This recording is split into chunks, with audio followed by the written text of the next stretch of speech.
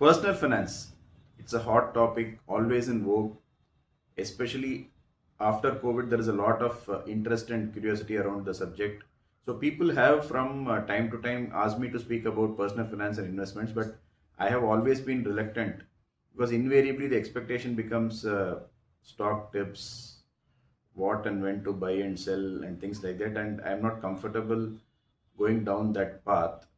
Uh, First of all, I don't have the necessary certifications like say CFP or RIA and all that. So whatever I know is basically what I have learned during the course of my investment journey, and also because of my work, whatever I read. So it is all learning by doing.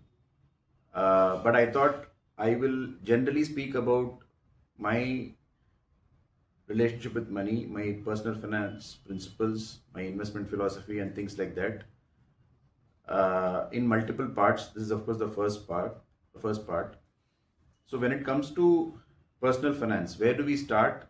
So I think the starting point has to be an honest assessment of where we stand in terms of our money. So basically, it is net worth. So net worth is nothing but the difference between your assets and your liabilities. So assets are, say, it can be bank deposits, shares, mutual funds, bonds, gold, property, and things like that.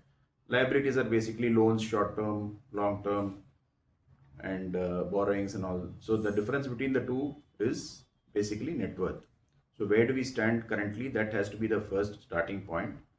Once we know that, we have to track how our net worth is progressing over a period of time, say months or years. And again, the endeavor should be to maximize the yield or return that we get on the asset side on a risk adjusted basis, which is most important because higher, as we all know, higher the risk, higher the return. So just just maximizing return cannot be the overarching objective.